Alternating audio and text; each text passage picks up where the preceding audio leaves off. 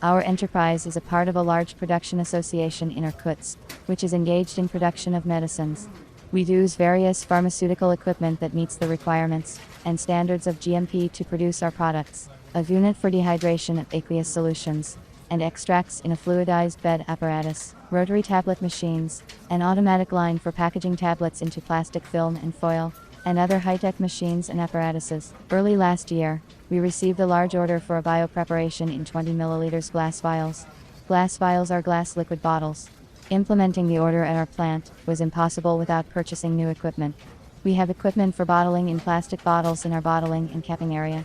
We decided to buy equipment for filling and screwing glass bottles as well. We use automatic dosing and batch filling machines to fill plastic and glass bottles with liquid pharmaceutical and biological products.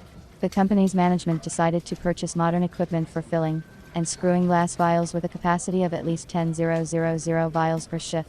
It had to provide automatic feeding and filling of the biopreparation into glass vials. I have been working for 10 years in our company as a chief engineer and am used to doing my work well and working only with specialists.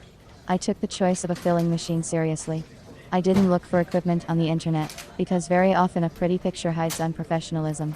I visited the International Exhibition of Equipment, Raw Materials and Technologies for Pharmaceutical Production, which took place in Moscow. There were many machines for filling bottles, companies from all over the world.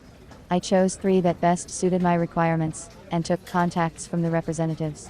The selected automatic equipment had to be coordinated with the management, and then I signed a contract for the supply. Having returned back to the company, I started contacting the representatives of the equipment manufacturers by phone. A company from Germany agreed to supply bottling and screwing equipment, but asked me to come and sign the contract in person.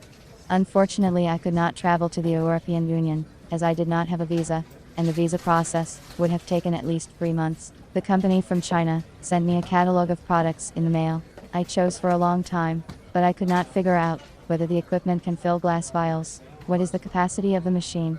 The third manufacturer from Krasnodar listened to me and replied that he could make the equipment only 6 months, citing the large volume of orders. I had to refuse, since I needed the machine in the shortest possible time. A machine had to be found, and I realized that I would not be able to do it on my own. This made me a little less confident. However, the manager of the company in Krasnodar helped me out here. He suggested a specialist in pharmaceutical equipment supply who could find another option of equipment. Following his advice, I turned to a specialist mediator from Moscow. At that time, I had no idea that I was doing the right thing. The manager of the company listened to me, asked some clarifying questions about the material of bottles, the required productivity, the error tolerance of the equipment. I was pleased with his professional and business-like approach.